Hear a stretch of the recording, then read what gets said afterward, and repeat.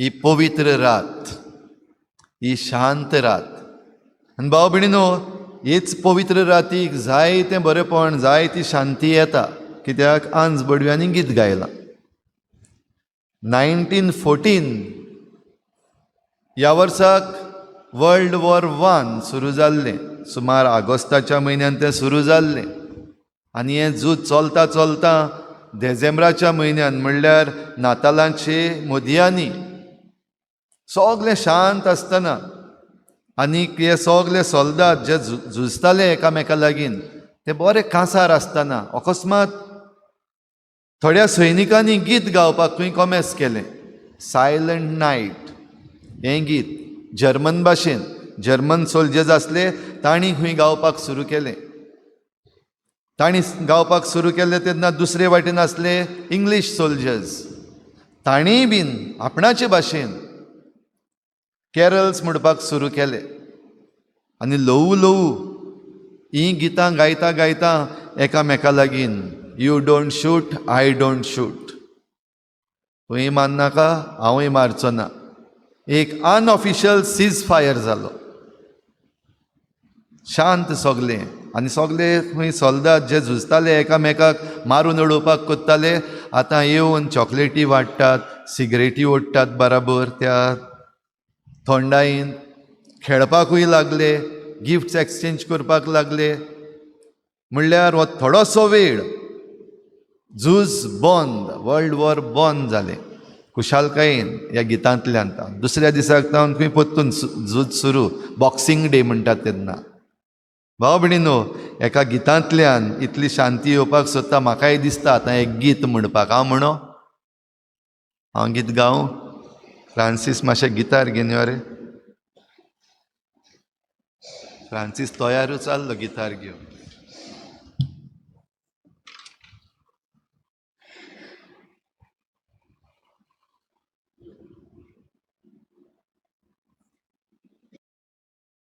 भयणीनो, तुमी आयकलां आसतलें जायते पावटी पयलीं आनी भोव करून जरी तर MLTR Michael learns to rock हांची गितां तुमी आयकतात जाल्यार.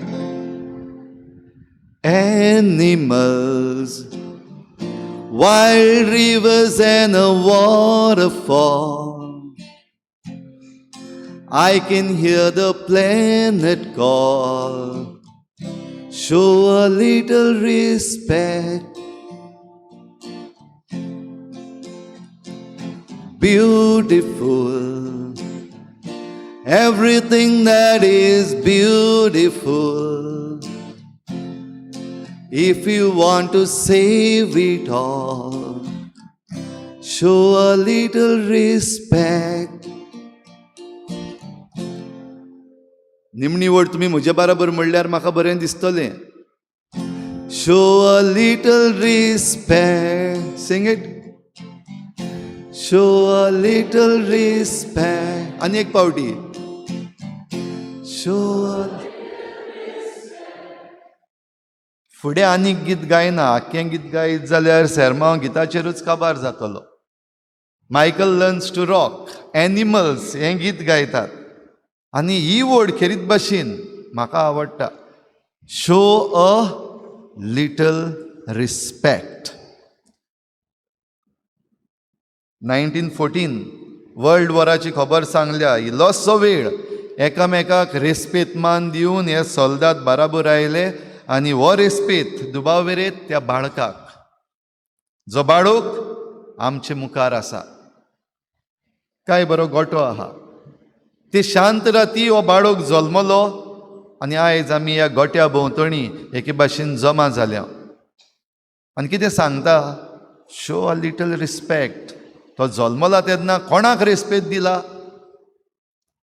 आमी आयकल्या ताची जल्माची खबर. खानावळीन सुवात नासली आनी ह्या पासत हो गोठो गोरवांचो. त्या गोरवांच्या गोट्यान जूंय त्या गोरवांक घालपाचें तोंड आसलें, तांचें खाण आसलें, थंयसर ते खावणेन ताका आड घालो.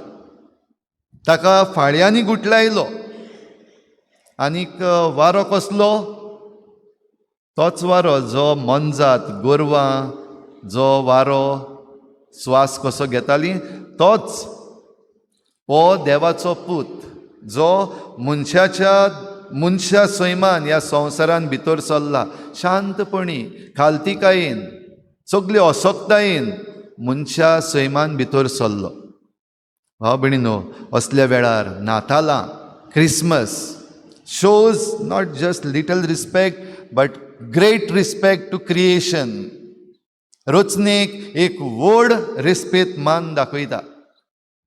आनी हो सोडवंडार जेन्ना जल्मला तेन्ना ही सगळी रचना आपल्या खाल दवरूंक न्हय, पूण म्हणूंक जाता ही रचनेच्याच गोपान एके भाशेन जल्म घेता.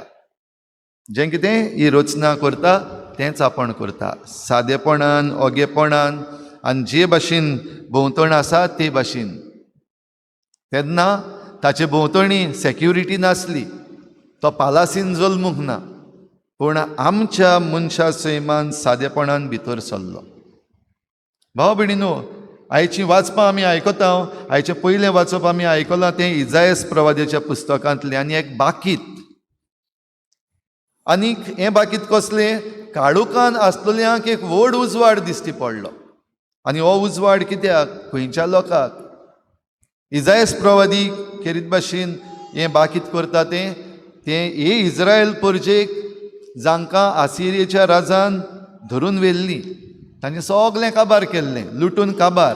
कित्याक जेन्ना राजा येताले आपले सोल्दाद घेवन आनीक तांचेर झूज मांडटाले, जांचेर जैत व्हरताले तांचें सगळें लुटून व्हरताले आनी तांकां धरूनय व्हरताले. ह्या लोकांक इस्रायलितांक धरून निर्वाशी करून व्हेल्ले.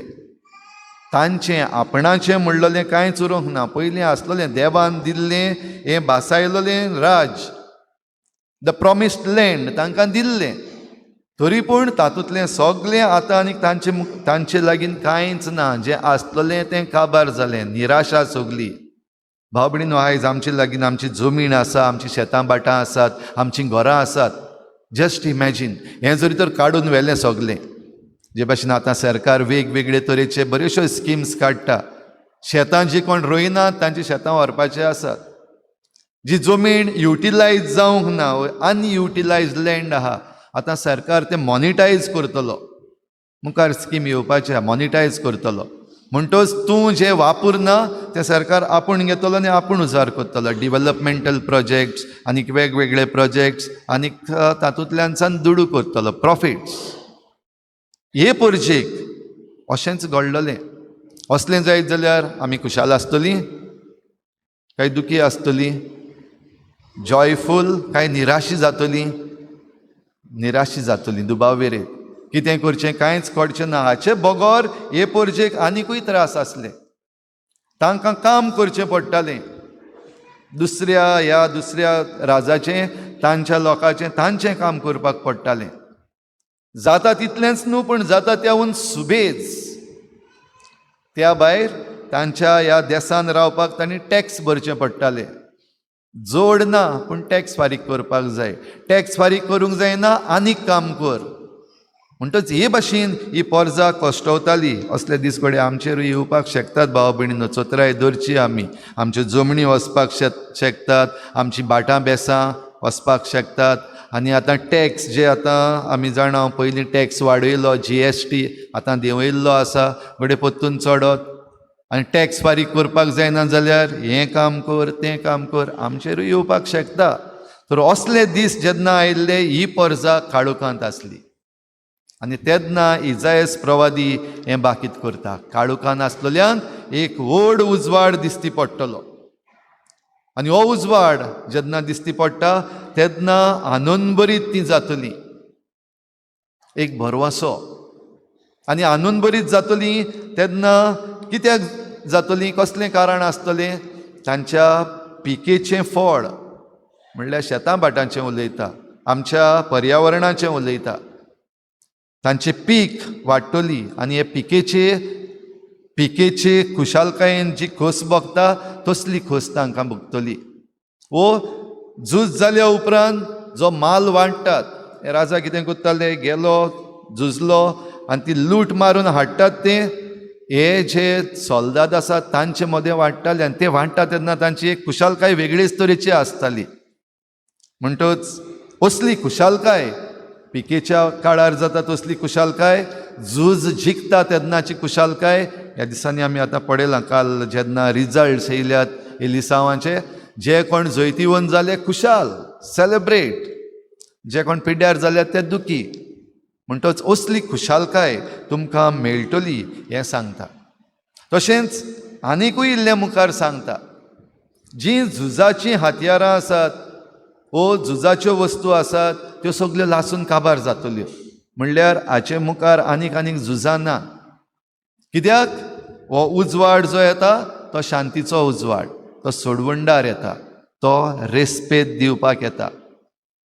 भाव भयणीनो, जरी तर आमी पळयलें ही झुजां जातात ती कित्याक जातात. आयज देशा मदें झुजां, वा आयज धर्मा मदें झुजां. आमच्या भारतांत आतां धर्माचीं झुजां करीत आसात.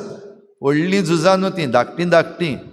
नातालांचे मुद्यानीचे आदीं भुरगीं जीं क्रिसमस मनोवपाक एकठांय जाल्लीं, वो ल्हान जोमे जे एकठांय जाल्यात, वो कोण सांता क्लॉज कॅप्स घालून गेल्यात, हे थोडे जाण उठलेले आसात. ते सदांच्या सदां उठटात. हे पावटीक तांकां आनीक मातसो इल्लोसो नेट मेळ्ळलो आसा. आनी हे पावटीक तांकां नॅशनल टॅलिव्हिजन जे आसात तांणी न्यूजय केल्लो आसा तांचो. हाचे पयलीं जावंक ना अशें न्हू, जालें. आतांय जाता आनी मोठ्या प्रमाणान जाता. कित्याक हीं झुजां. आनी जरी तर तुमी आतां व्हिडियो पळयल्ले आसतले, पळयला तुमी व्हिडियो जे आमचे कोण नातालां मनयतात ते ग्रुप्सांक बंद करपाक जे उलयल्यात ते बजरंग दलाचे, VHPचे पळयल्यात तांकां रेस्पेत ना, उलोवपाक कळना. मादर मॅरी कशे भाशेन ती गरबेस जाली तो एकलो विचारता ताका. जेजू कसो जल्मलो, पवित्र पुस्तक वाचप ना, दादागिरी, गुंडागिरी, रेस्पेत ना. झगडपाक जाय झगड, आर्ग्युमेंट करपाक जाय कर. कित्याक आमी समज हांवें म्हणलें आर्ग्युमेंट कर नाका, झगड नाका म्हणलें, झगडनासतना रावतले ना. देखून झगड, बायले लागीं झगड तुजे, पूण रेस्पेत सांबाळ. शेजाऱ्या लागीं झगडपाक जाय, जेरिको झगड, पूण रेस्पेत सांबाळ. Show a little respect. आयज आमकां रेस्पेत मान ना, कितें उलयतात म्हूण कोण जाणा, मागीर कोण कोणाचें आयकना. कित्याक रेस्पेत ना. सोडवणदार जरी तर आयला आनी आमकां ही सोडवण जाय, ही सोडवण आमकां पळोवपाक जाय जाल्यार तितलेंच एकूच, कितें म्हणात म्हजे बराबर, कितें शो अ लिटल रिस्पेक्ट. आनी हो रिस्पेक्ट जरी तर आमी दाखयलो जाल्यार, हे सृश्टीक आमी जरी तर दाखयता जाल्यार, बेतलेहेमान तावन आतां आमच्या गोंयां येवया, दाखयतात काय आमी रेस्पेत. आमचे जमणीक आयज रेस्पेत आसा. आयज जमीन म्हणल्यार आमकां खरें म्हणल्यार ही जमीन भाव भयणीनो आमची न्हू, आमकां दिल्या देवान. पूण आयज हे जमणीचो आमी सौदा केल्लो आसा, बिजनेस केल्ले आसा. आयज आमकां सुबेज पयशे जाय म्हणटच वीक. कोणाक वीक? जे कोण चोड दितात तांकां वीक. आनी तांणी आयज आमचें गोंय पाड घालीत आसात. वेगवेगळे तरेचे प्रोजेक्ट्स. आयज आमचे दोंगर कापून काबार जाल्ले आसात. आयज कोळसो आमच्या गोंयांतल्यान वचपाक भायर सरलेलो आसा. आयज आमचीं रानाचे दोंगरावेलीं जीं झाडां आसात तीं कातरून जनावरां आयज भायर आसात. आमच्या नळ्यांचेर भोंवतात, येवन उडयो मारीत भोंवतात, नळे फोडून उडयतात सगळे. Show a little respect. आयज तांकां रेस्पेत मान दिना जावन आयज हें सगळें पाड घातलेलें आसा. थंयसर आयज आमकां हो सोडवणदार पत्तून जाय. भाव भयणीनो, ह्या दिसांनी गोंयचेच न्हू, आमचे गोंयकार जे आसले आदींतावन सदांच हे सृश्टीक तेंकून, आमचे पुर्वज जे आसले हे सृश्टीन जल्मल्ले, हे सृश्टींतले आपणाक खाताले पिताले. पूण तितलेंच न्हू, पूण हे सृश्टीचो हुस्कोय धरताले, सुसेगाद जियेताले आमचे गोंयकार. सुसेगाद म्हणल्यार हे सृश्टीन आपणाक धादुसकायेन जियेताले. आयज आख्खे आमचे देशभर पळयत जाल्यार जो रेस्पेत देंवलेलो आसा, आनी कारण तो रेस्पेत देंवपाक म्हणल्यार आमची आशा. आयज प्रॉफीट जाय सगळे जमनीचेर जे भाशेन हांवें म्हणलां सरकार आयज आमचो मॉनिटायज करपाक सोदता मॉनिटायझींग द लँड जें उजार जायना तें हांव वता आनी तुमकां मॉनिटायज करून दिता सरकार म्हणपाचो आहा हे भाशेन आनी हें मॉनिटायज कोण करतलो जे दोग जाण बरे व्हडलेशे आमगेले उद्योगपती आसात जे आमच्या सरकाराचे दोस्त ते उजार करतले आनी देखूनच आयज आमची रानां आरावालीस ह्या दिसांनी चालू आसा कोर्टान सुप्रीम कोर्टान जी ऑर्डर दिली सांगून आरावालीस anything below 100 meters is not आरावालीस आरावालीस म्हणल्यार जाणा न्हू आयको न्हू आरावालीस म्हणटा तो ती माउंटन रेंज जी राजस्थान आनी दिल्ली तावन येता राजस्थान जो रेगिस्तान आसा अरण्य आसा डेजर्ट तो मुखार चडून येयना जावपाक हो आडावन दवरता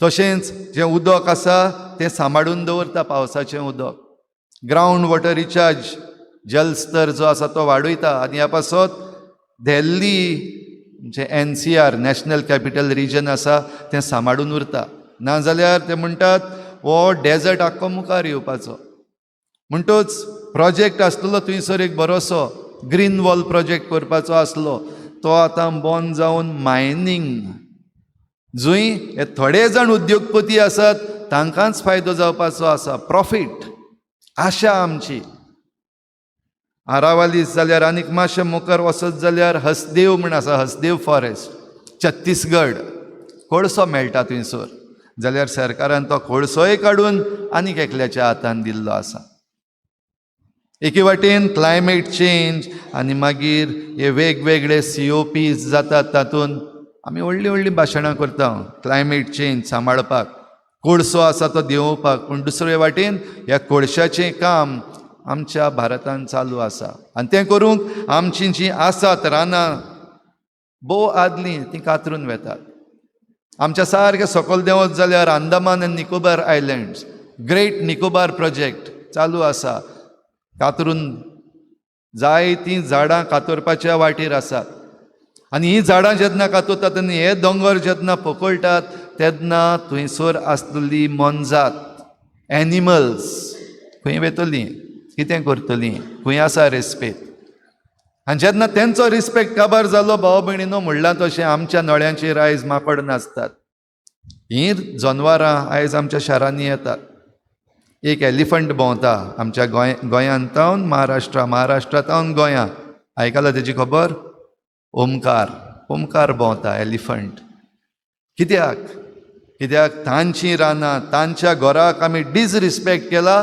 तांकां आमच्या घरान भितर सरचें पडटा भाव भयणीनो अशें चलता आसतना जेजू आयज खंय जल्मतलो जाय तो आमकां आयज काळोखान आसाव आमी आयज हो वेगवेगळे तरेचो काळोख आमचेर जो पसरलेलो आसा तातूंत घडये आमच्यान एक भाशेन म्हणपाक जाता जे भाशेन ही पोरजां इज्रायल पोरजां म्हणटालीं ना आनी होप ना सायबा काबार आमी अशींच मरतली हांव ह्यांची गुलामगिरी आमी करून मरतले हांव आमी हे टॅक्स एक्स्ट्रा भरून मरतले हांव आमी कांयच नासतना मरतले हांव आनी तसल्या वेळार ही शांतीची आनी ही बरवशाची खबर इजायास प्रवादी बाकीत करून तांकां सांगता सोडवंडार जरी तर येता जाल्यार भाव भयणीनो आमचेय दीस अच्छे दिन म्हणटा ते येतले येवपाचे आहा पूण सोडवंडार जाय सोडवंडार ना जाल्यार ती निराशा तर तो जल्मलो जाल्यार आनीक आमी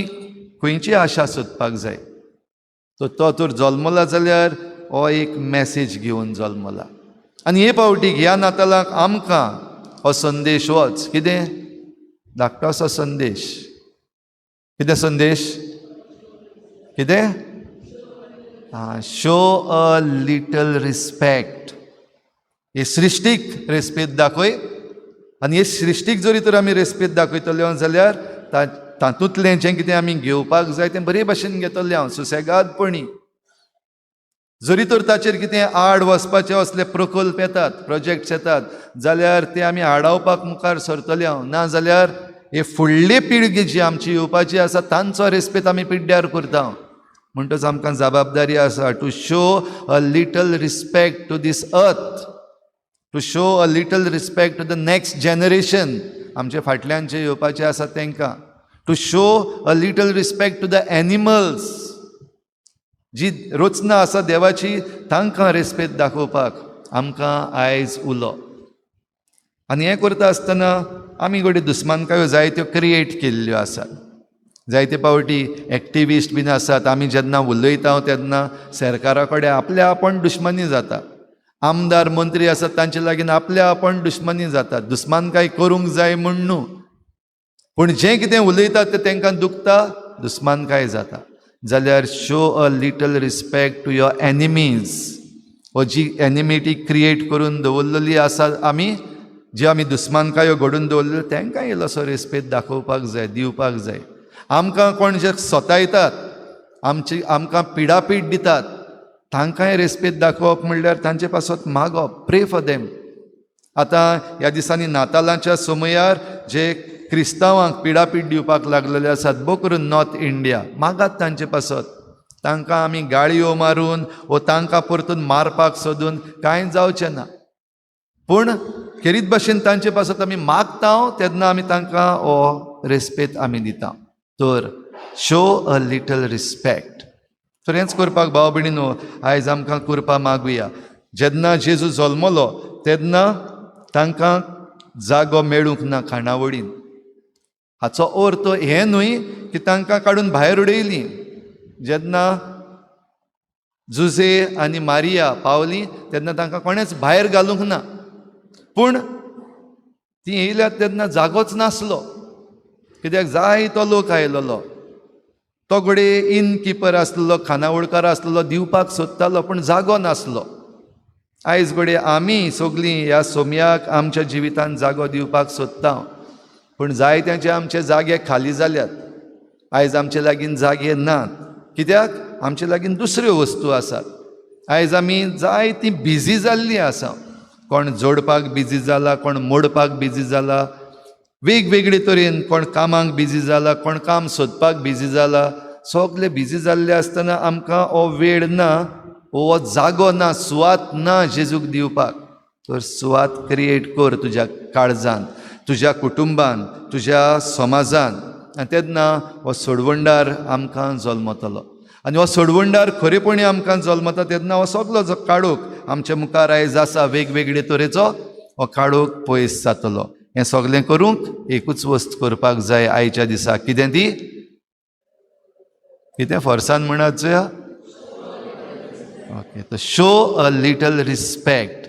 आनी होच रेस्पेद मान आमकां मेळचे पासत हे मिसाचे भेटेन आमचें जण एकल्याचें मन आनी काळीज ह्या भेटवणेन आमी ह्या आल्ताराचेर आयज उबारुया.